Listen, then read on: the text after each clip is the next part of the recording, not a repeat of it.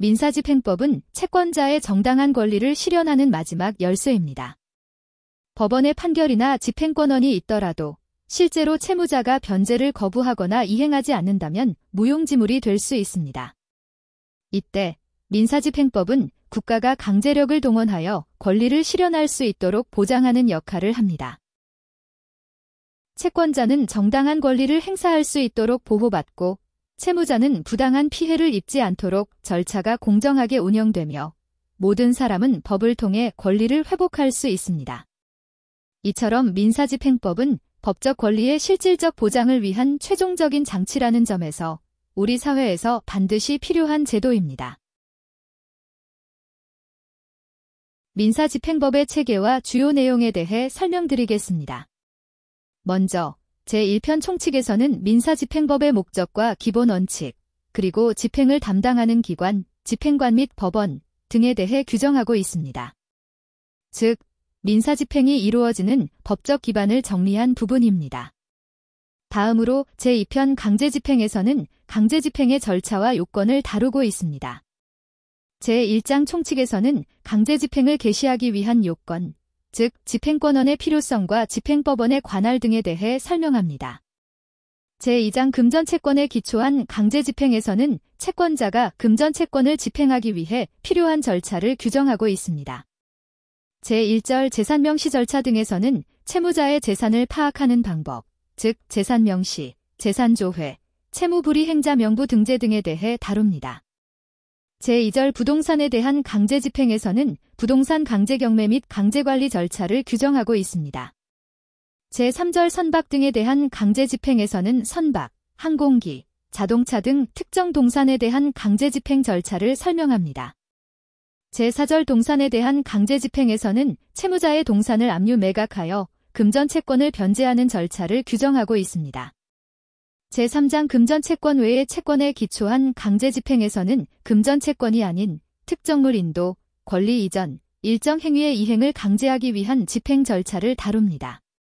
다음으로 제3편 담보권 실행 등을 위한 경매입니다.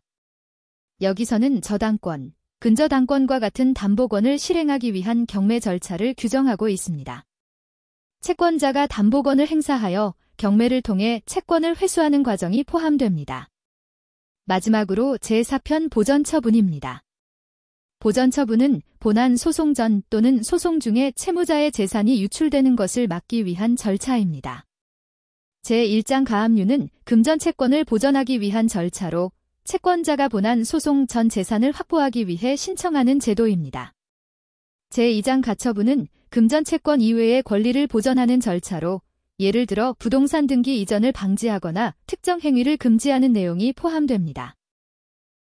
이처럼 민사집행 절차는 조문이 곧 집행의 실무와 판례의 출발점이기에 절차의 지도이자 집행의 설계도라고 할 수 있습니다.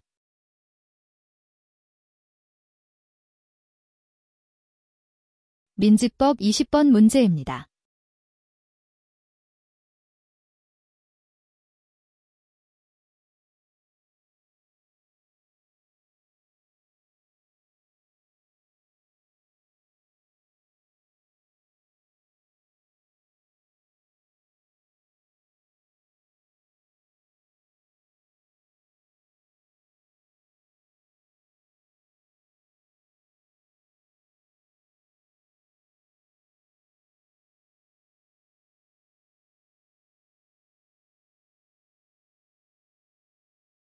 이번 시간에는 보전처분에 대한 내용을 설명드리겠습니다. 보전이의 절차와 보전취소 절차는 채권자의 보전처분 신청을 법원이 인용하여 보전명령이 발령된 경우 이에 대해 채무자가 불복할 수 있는 대표적인 수단입니다. 이 두 절차는 유사해 보일 수 있으나 법적 성격, 신청 요건, 심리 방식 및 불복 구조에서 뚜렷한 차이가 있으므로 각각을 비교하며 설명드리겠습니다.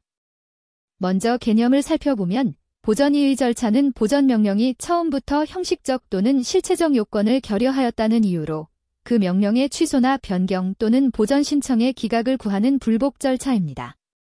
반면 보전 취소 절차는 일단 유효하게 발령된 보전명령에 대하여 그 이후에 사정 변경이나 제소명령 미이행 등 새로운 사유가 발생하였음을 이유로 보전명령의 효력을 실효시키려는 형성적 절차로서 일종의 형성소송 성격을 가집니다.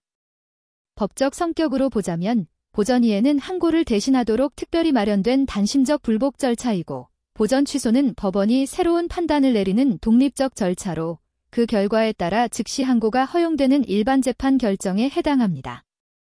신청자는 두 절차 모두 일반적으로 채무자이지만 보전이의에서는 채권자의 주장을 방어하는 수동적 지위에 놓이며 보전 취소에서는 채무자가 원고로서 적극적으로 보전명령의 취소를 구하는 지위에 있게 됩니다. 당사자 구조도 반대로 보전이의에서는 채권자가 실질적 주장 당사자, 채무자는 피방어자이고 보전 취소에서는 채무자가 원고, 채권자가 피고적 위치에 놓입니다. 심리의 기준 시점도 차이가 있습니다. 보전이해는 심리종결 시까지의 모든 사정이 이의사유가 될 수 있어 넓게 심리되고 보전 취소는 민사집행법에서 정한 법정 취소 사유가 존재해야만 인용될 수 있습니다. 주요 주장 내용으로는 보전이해는 피보전권리의 부존재, 보전의 필요성 결여, 소명 부족 등 초기 요건의 흠결을 근거로 삼고 보전 취소는 제소명령 불이행, 사정 변경, 담보 제공, 3년 내 본안 미제기, 가처분의 특별사정 등 후발 사유가 중심이 됩니다. 기록 처리와 증거 제출 방식도 다릅니다. 보전이해는 기존 보전 신청 사건 기록에 합철되어 처리되고 채무자가 제출하는 증거는 의로증으로 분류됩니다. 반면 보전 취소는 별도의 사건 번호로 분철되며 채무자의 증거는 가포증으로 분류됩니다. 비용과 절차 면에서는 보전이의가 일반적으로 절차가 간단하고 비용도 적게 들어 채무자가 보전 처분에 대해 신속하게 대응할 수 있도록 마련된 제도입니다. 마지막으로 불복 절차를 설명드리면 보전이의 결정은 항고할 수 없습니다. 이는 민사집행법이 보전명령에 대한 불복 방법으로 기의 신청만을 인정하고 따로 항고나 재항고 절차를 두지 않았기 때문입니다.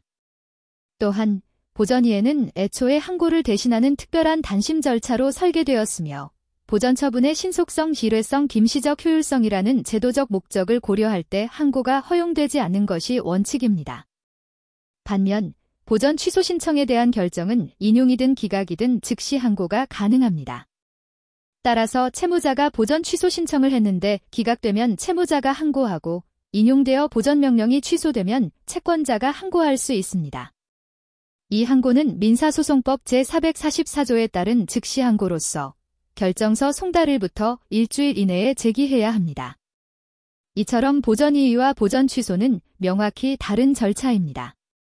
따라서 채무자는 보전명령의 초기 요건 흠결이 문제일 때는 보전이해, 사후 사정 변경 등 새로운 사유가 있을 때는 보전 취소를 활용해야 하며 각각의 절차에 맞는 불복 방식과 전략을 적절히 선택하는 것이 매우 중요합니다. 오늘도 시청해주셔서 감사드립니다.